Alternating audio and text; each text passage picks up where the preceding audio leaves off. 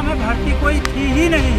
Entrance exam था क्यों? कि भर्ती कब आएगी? 24 से पहले कोई भर्ती नहीं आएगी वो भी भर्ती होगी नहीं। लीकेज वाली गवर्नमेंट है, लीक हो जाएगा पेपर। इनकी एसआई, यूपी पुलिस, उसके बाद लेखपाल, वन रक्षक, कोई भी पेपर, सारा पेपर इनका लीक रहता है। कोई भी जवान, भारत का एक एक युवा कोई भी वेतन के लिए नहीं जाता है, वतन के लिए जाता है। वेतन घटा दो, हमारी सर्विस बढ़ा दो।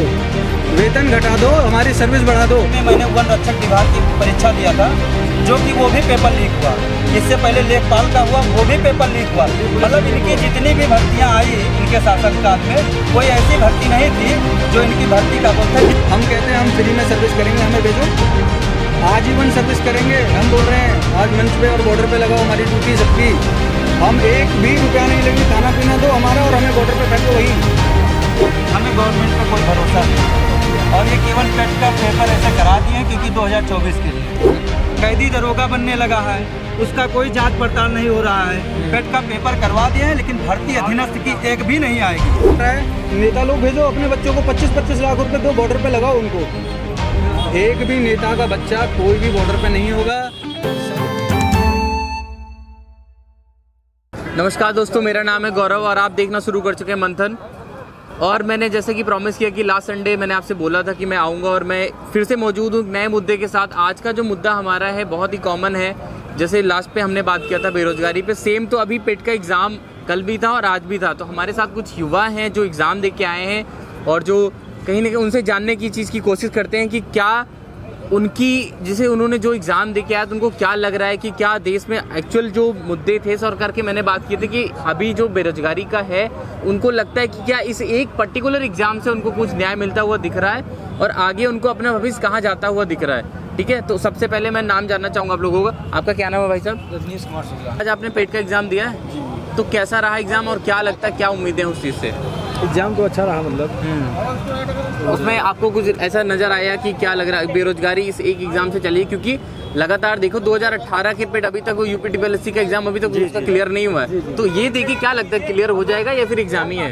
इससे तो यही लग रहा है कि क्लियर नहीं हो पाएगा। जितना मतलब वैकेंसी नहीं है उससे ज़्यादा बच्चे फॉर्म अप्लाई कर रखे हैं, इसीलिए मतलब कोई विशेष चांस नहीं। मैंने देखा और बहुत भीड़ रही लगभग हर रेलवे स्टेशन पे आज और हर बस अड्डों पे हर जगह बहुत भीड़ रही। युवा पूरे जो है भर भर के जा रहे थे। तो अव्यवस्था भी थी सरकार की तरफ से, कोई व्यवस्था नहीं, बहुत बड़ी बहुत अव्यवस्था थी क्योंकि आज आमजन विद्यार्थियों के साथ साथ आम जन को भी परेशानी हुई आने जाने में।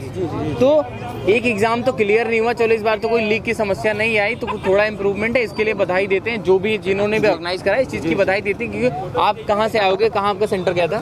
मैं सेंटर गया था बाराबंकी। रहने वाले कहाँ के आप? हम रहने वाले गोंडा के। अच्छा, चलिए आपका क्या नाम भाई साहब बता रहे? प्रदीप कुमार शुक्ला।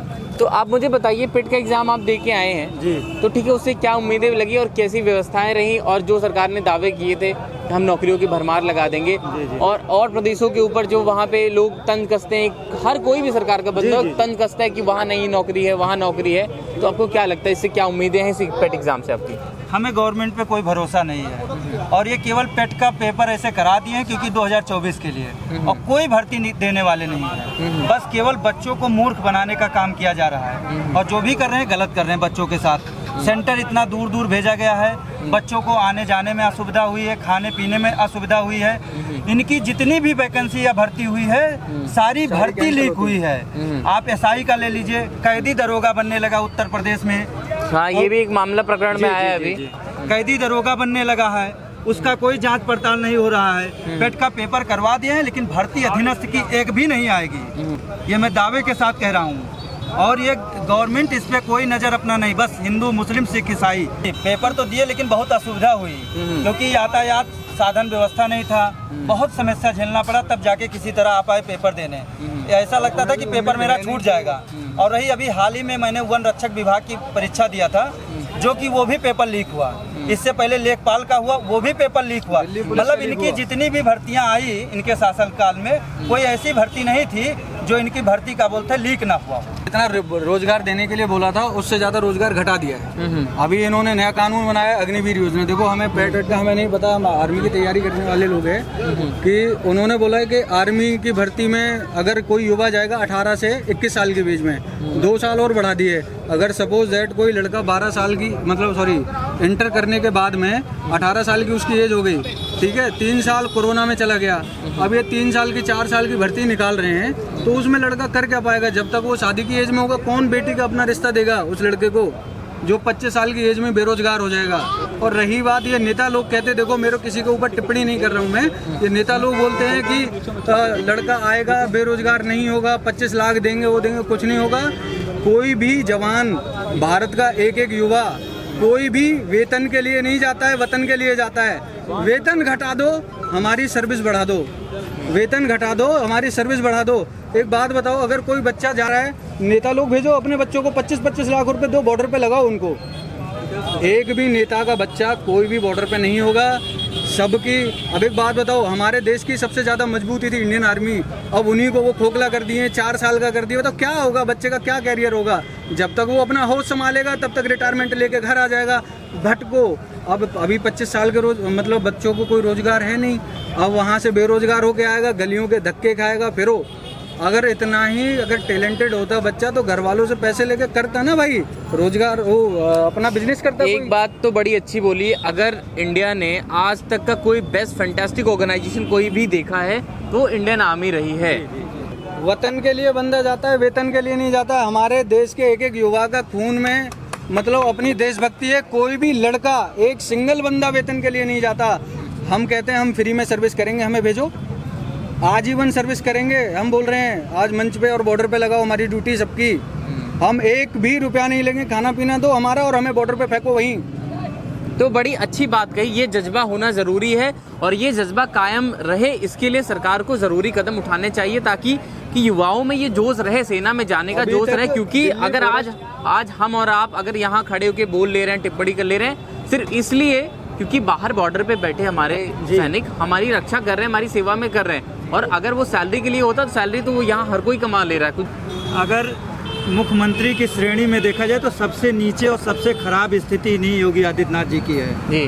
और अगर मुख्यमंत्री में देखा जाए जो काम करना है वो शिक्षा से संबंधित और रोजगार से संबंधित, वो अरविंद केजरीवाल दिखाई दे रहे हैं। तो आज अरविंद केजरीवाल जी आप लोगों के हिसाब से कि केजरीवाल जी जो बढ़िया काम कर रहे हैं, क्योंकि 2 जगह पे उनकी सरकार है जी। लगभग, एक मान के चलिए कि दिल्ली वाली है और एक वहाँ पे है, और जगह भी आने की तैयारी उनकी चल रही है। गुजरात में भी वो जोर शोर से लगे हुए हैं और हमें रोजगार देगा, हम उसका भरपूर समर्थन करेंगे। जो हमें रोजगार देगा, हम किसी से संबंधित नहीं है, ना हम किसी पार्टी के हैं, ना हमें किसी से मतलब। जो हमें रोजगार देगा हम उसके साथ भरपूर समर्थन करेंगे, तन मन धन से।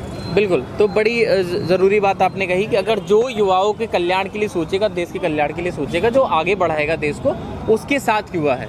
तो कहीं ना कहीं ये आपकी आवाज़ नहीं है अकेले की या मेरी किसी की नहीं है, पूरे प्रदेश की, पूरे देश में युवाओं का ये जितनी भी भर्तियां करा रहे हैं सारी भर्तियां कैंसिल हो जाती हैं, पेपर लीक हो जाते हैं। अभी अग्निवीर योजना से पहले एक भर्ती हुई थी दिल्ली कैंट में, वहाँ पे लड़के एग्जाम दे के बैठे, फिजिकल दे दिया है, मेडिकल हो गया और क्या बोलते ज्वाइनिंग के लिए बैठे हुए हैं, वो ज्वाइनिंग कैंसिल कर दी उनकी, तुरंत अग्निवीर में डाल दिया। तो मतलब यार दिखाना क्या चाहते हो आप यार, क्या करके छोड़ोगे देश का? ये अगर मैं बात करूं पुलिस की, क्या करते हैं ये लोग, लूट खसोट करते हैं और उनकी पूरी सर्विस कर दी है। अगर यहाँ बात करें इंडियन आर्मी की तो तुमने 3 साल कर दिया, बहुत बड़ा तीर मार दिया है, कुछ नहीं होगा। देश को तुम गड्ढे में ले जा रहे हो, कुछ नहीं होगा। बदलाव हुआ है, हम मानेंगे बदलाव हुआ है। हिंदू और मुस्लिम मरवा दो, दोनों को आपस में कटवा दो। चल रहा है, चुनाव आने दो, अगर ना मार काट कहीं हो जाए, बोल देना उसने हिंदू ने मुसलमान मार दिया, मुसलमान ने हिंदू मार दिया। बेरोजगार को जाओ भाड़ चूल्हे में, उनको कोई मतलब ही नहीं है। अब अभी मुद्दे से भटकाने के लिए कोई ना कोई कांड करा देंगे, हो गया खत्म, टाटा बाय बाय, वही कर देते हैं ये लोग। पूरी तैयारी है कांग्रेस की, उनकी भारत जोड़ो यात्रा राहुल गांधी की चल रही। लोग बहुत अच्छी मजाक भी उड़ा रहे हैं, कुछ लोग समर्थन भी कर रहे हैं बदलाव में भी। उनकी एक फोटो बड़ी वायरल हुई है, आप लोगों ने देखा होगा कि बारिश में वो एक स्पीच दे रहे थे, सब लोगों ने देखा। तो लोग अप्रिशिएट कर रहे हैं कि एक बदलाव पार्टी में आ रहा है, क्योंकि जनता। मैं कुछ और कहना चाहूँगा। बात आई है राहुल गांधी की। राहुल गांधी जी बहुत अच्छे नेता हैं, ना हम तो कांग्रेस से जुड़े हैं और ना हम कभी, देखो हमारी वोटी अभी पहली बार डाली है हमने ना किसी को सपोर्ट करते हैं। हम जो विकास करेगा हम उसको वोट देंगे। और रही बात राहुल गांधी की, राहुल गांधी को ये लोग मजाक उड़ाते हैं सारे कि पप्पू है, ये है। एक बात बताओ, आपने कैसे जज कर लिया वो पप्पू है? पूरी वीडियो देखो। एक बात बताओ, आपने कौन सा मौका दे दिया उसे काम करने का कि आप बोल रहे हो कि वो पप्पू है? अरे उसको कम से कम मौका तो दो। देखो भाई, क्या है बंदा। और जब तुम वो छटपटा रहा है काम करने के लिए, जनता को ये बेवकूफ़ बना रहे हैं, काम नहीं करने देंगे। जो काम करने वाला है उसको दबा देते हैं। अच्छा, एग्जाम था आपका भी पेट का? एग्जाम पेट का था हमारा, कल पेपर था खलीलाबाद। ये भी रहा कि उन्होंने कहा कि सस्ते नशे, एक ये वर्ड है सस्ता नशा करके, लोगों ने इस बार जी बच्चों का एग्जामिनेशन सेंटर किया है 250-300 किलोमीटर दूर का। तो ये एक वर्ड रहा। आपका कितने किलोमीटर पड़ता है हमारा आपका? 145 किलोमीटर दूर। अच्छा, 145 किलोमीटर दूर है। क्योंकि इस बार सुनने में आया लोगों को बहुत ही ज्यादा दूर सेंटर गया था, बहुत बच्चों ने छोड़ भी दिया एग्जाम। तो सिर्फ एक एंट्रेंस एग्जाम है। अभी तो एंट्रेंस एग्जाम है, भर्ती कोई थी ही नहीं। एंट्रेंस एग्जाम था सोच लीजिए कि भर्ती कब आएगी? 24 से पहले कोई भर्ती नहीं आएगी।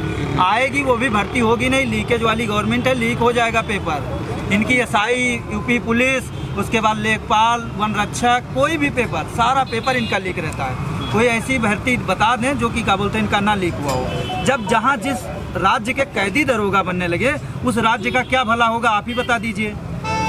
बिल्कुल, जनता सब देख रही है और आप लोगों से जुड़ के मुझे बहुत अच्छा लगा और आप लोगों ने आए, आप लोगों को बहुत बहुत धन्यवाद। तुम्हें जिताते रहेंगे आजीवन, आपके आभारी रहेंगे। जो हमारा हक है, जो हमारा हक है वो हमें दो। जो भर्तियां उनको कैंसिल मत करो। बस रोजी किसको रोजगार दोगे यार? विकास की बात किया जाए, ये नहीं है हाँ। धर्म की राजनीति कर रहे हैं। अरे बाबा हैं आप, सन्यासी हैं, विशेष आग्रह करेंगे बाबा जी कि हम बच्चों की सुन लिया जाए। बहुत तंग कर दिए बाबा। वो उसका मतलब हंगर इंडेक्स में 107 आया, बताइए 101 था, बढ़ गया। तो वो चीज़ें उस पर ध्यान दिया जाए। आप बताइए बच्चों के लिए, जैसे अभी हाल ही में कोई योजना, जैसे अन्नपूर्णा थाली योजना बता रहे हैं चालू है, पता नहीं कहाँ है, आज तक मैंने उसका मतलब स्वाद नहीं।